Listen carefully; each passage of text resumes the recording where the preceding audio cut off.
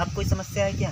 समस्या ये है सर कि अब जो दबाव बना रहे हैं मजार के, जैसे साइन उन लोगों से करा रहे हैं कि उसमें ताला पड़ा है, ये पड़ा है, उसी हिसाब से प्रयास की कैसे दबाव में आके फैसला कर लें। हमें पैसा का लालच दिया जा रहा है, ठीक। अच्छा। कि 10-20 हज़ार रुपये ले लो जिससे फैसला हो जाए मेरा, ठीक, बच जाएँ। तो मैं तो यही कहना चाहता हूँ कि बचने की बात तो कानून करेगी, बचेगे हो या नहीं बचोगे, जैसा तुमने करा उसको सजा ही नहीं मिलना चाहिए हर हालत में, है नहीं। तो हम पैसे लालची वाले आदमी नहीं है, ना हमें लालच चाहिए। जो ने साथ मेरे किया है वो करते रहे हैं, जो भी कर रहे हैं जो मेरे साथ, तो इनकी कानूनी कार्रवाई जो है इन्हें कानून सख्त से सख्त सज़ा दे। अच्छा, जो भी सज़ा दे कानून दे। कानून दे। अच्छा। अगर हम इतने बड़े दबंग होते, हम तनहा आदमी, और कम से कम बहुत वजन होगा 45 किलो, और वो कहाँ 75-60 किलो के 4 भैया हैं, और तनहा है हम अकेले, हम किस से लड़ेंगे? मेरी बस की बात नहीं है, ठीक है। हम नहीं लड़ पाएंगे किसी से।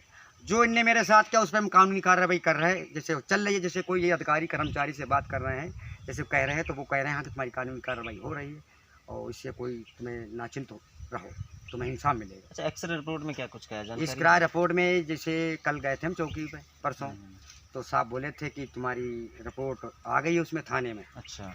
और अफजल आम मिलना, उनने मेरे, देखो गलत नहीं कहना चाहिए किसी को, अधिकारी को, अगर अधिकारी समझ के बात करे तो उनकी बदनामी बेफजूल की बात नहीं करना चाहिए, जिससे आदमी नाराज हो। सच्चाई पे अगर है वो और उसकी सच्चाई पे हम उन्हें दाग देते तो गलत बात है, ये कोई इंसानियत नहीं है।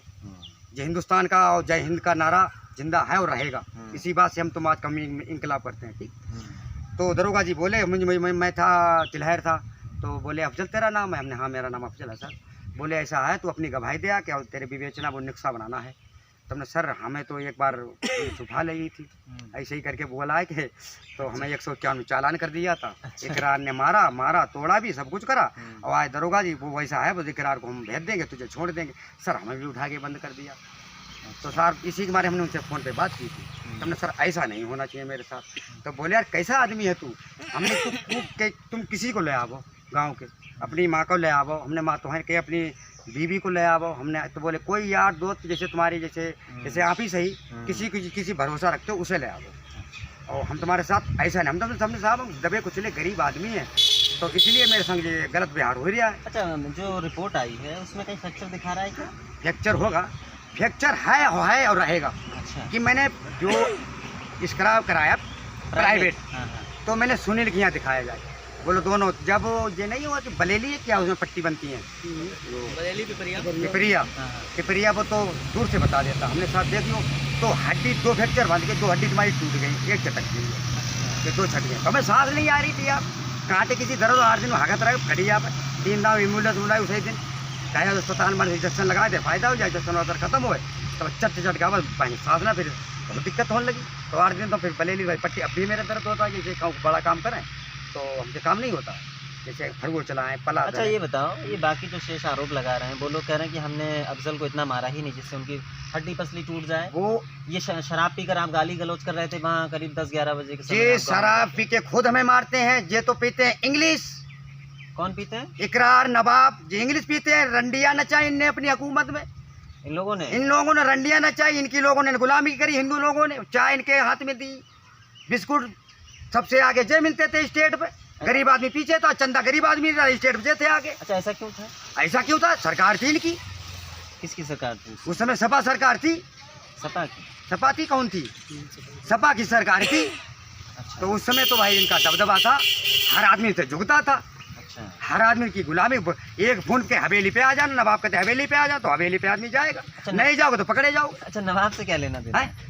लेना देना क्यों नहीं, इनकी हुकूमत में मेरा एक बड़ा भाई है महबूब, उस हुकूमत में अल्लाह झूठ ना करे, सवेरे में ना मिले कि हमारे बच्चा मर जाए, हम खत्म हो जाए, देवीस्थान स्थान है। हम सच के अलावा सच कहेंगे, सच के अलावा झूठ नहीं कहेंगे, चाहे उठा के सच पे हमें बंद कर दे पुलिस, इस बात के। अब भाई पुलिस से हमें कोई लेना देना नहीं कि मेरे संग गलत व्यवहार उनने नहीं किया, ठीक, किसी को आरोप लगाना बेगलत। अच्छा, नवाब ने कभी सामने आके फिर नवाब की हम बात बता रहे पूरे, फिर नवाब ने, वो तो ऐसी बाज आदमी, गुंडा आदमी है, नंबर 1 का, वो दाऊ इब्राहिम समझो, दाऊ इब्राहिम है।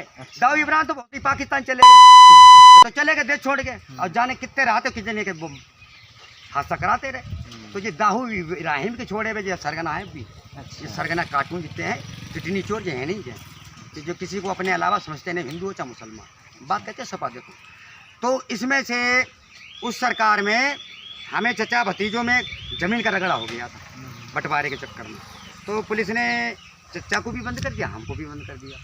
ठीक, नवाब प्रधान आए थे रात के 9:30-10 बजे। ठीक, वो दिन तारीख नहीं याद, हम सच कहना जो मेरे ऊपर जुल्म हुआ।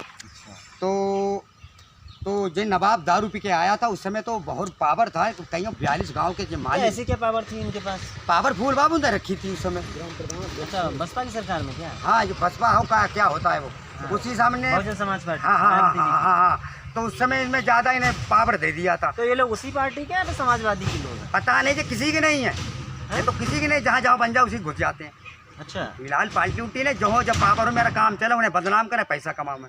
जैसे कोई भी वर्मा जी हैं भाई, उनके गले लग गए, पेट्रोल बोलो या पुलिस से पीछे, पुलिस को बदनाम कर रहे हैं कि पुलिस को बदनाम क्यों होती है, जो पुलिस से जैसे इज्जत करते हैं, जैसे खबर तो पुलिस ने मानती है, उन्हीं के माध्यम से गलत काम करते हैं, पुलिस बदनाम होती है इसलिए कि पैसा जेल लगते हौकते हैं। नेताजी हमारे बदनाम होते हैं, वो तो नहीं करवाते हैं, वर्मा जी ने करवाए ना, फूल बाबू करवाए रहे हैं कि तुम ऐसा करो जाए, वो तो इन्हें बढ़िया करके जो कहते हैं वो उन्हें कहा ऐसा होना चाहिए कि सही बात है।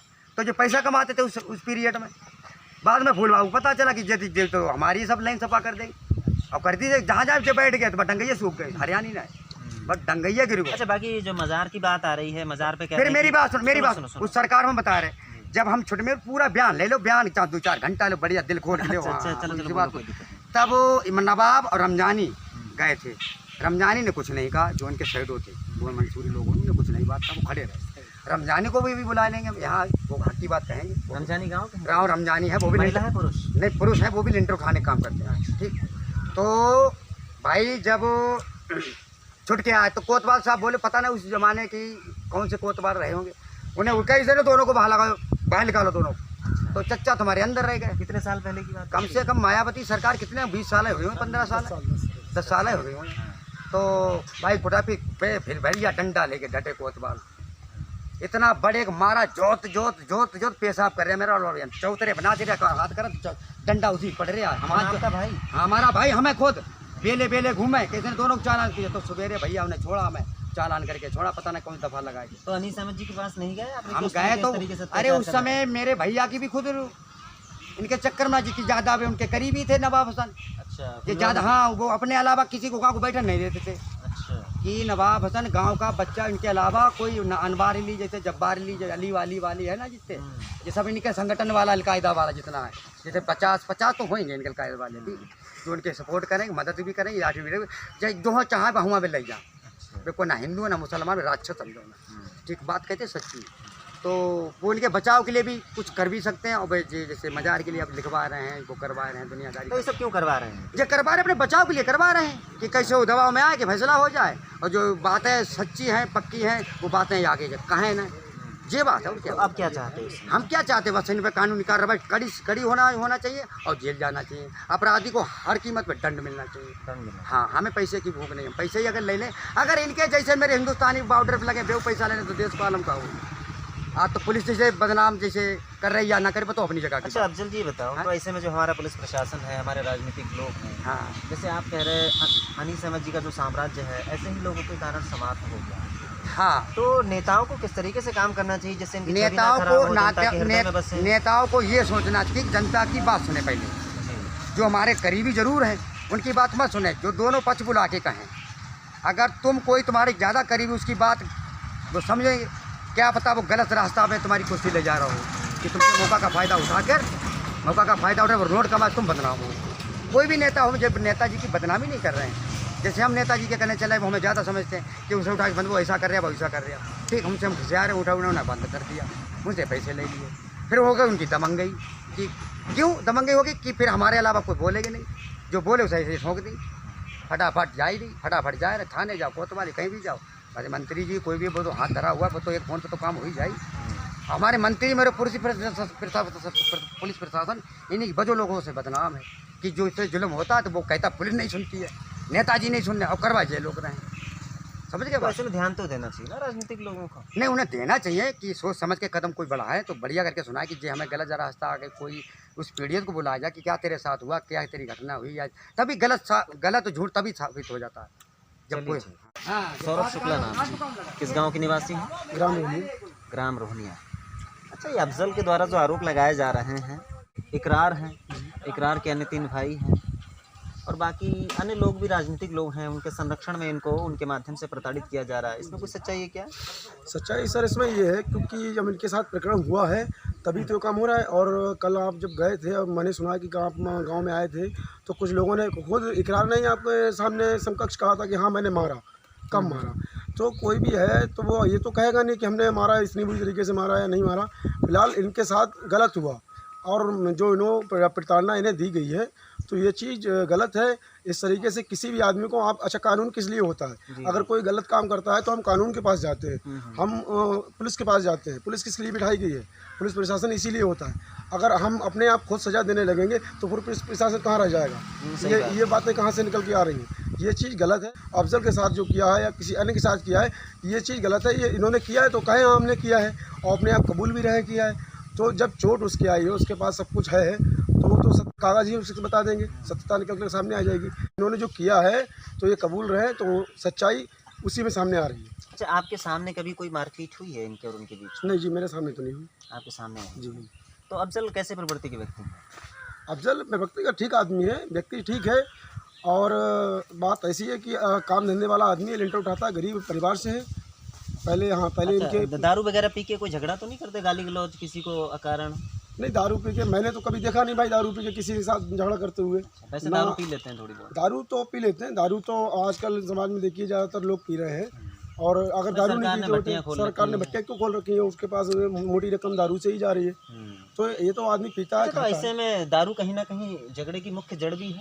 देखा जाए तो मुख्य जड़ दारू है। दारू पिया हुआ ना हो व्यक्ति तो आदमी थोड़ा मान जाता है, बहुत दारू बात करता है। और वैसे तो मतलब खुल के बात करेगा। कभी कभी आदमी होता है थोड़ी पी लेता है तो सच बोल देता है। दारू पीकर ज्यादातर सच्चाइयाँ आगे आती है। ज्यादा पी लेता है फिर वो ओवर बोलता है। ओवर बोल जाता है, फिर उसमें लड़ाई झगड़े का मतलब आ जाती है। तो ऐसे में क्या होना चाहिए? ऐसे में सर क्या होना चाहिए? अब इसमें तो कुछ हम तो कह नहीं सकते, ना आप कुछ कर सकते हैं, क्योंकि ये भाई सरकार ने चला रखी है। अगर जैसे कि नीतीश कुमार ने बिहार में बंद करा दी थी, मैं तो मुख्यमंत्री योगी आदित्यनाथ जी से यही कहना चाहूँगा, मेरा विनम्र निवेदन है कि नशे का कारोबार और थोड़ी सख्ती इस पर कर दी जाए तो ज़्यादा बढ़िया रहेगा। ये सिगरेट इत्यादि हैं, ये सब जी हाँ, ये क्योंकि ये इनसे आगे युवा पीढ़ी जो हमारी आ रही है वो प्रभावित हो सकती है। प्रभावित हो रही है और आगे भी आजकल देख रहे हो सभी युवा इस्तेमाल कर रहे हैं। हाँ जी बिल्कुल, छोटे छोटे बच्चे भी इसका इस्तेमाल करने लगे। हाँ।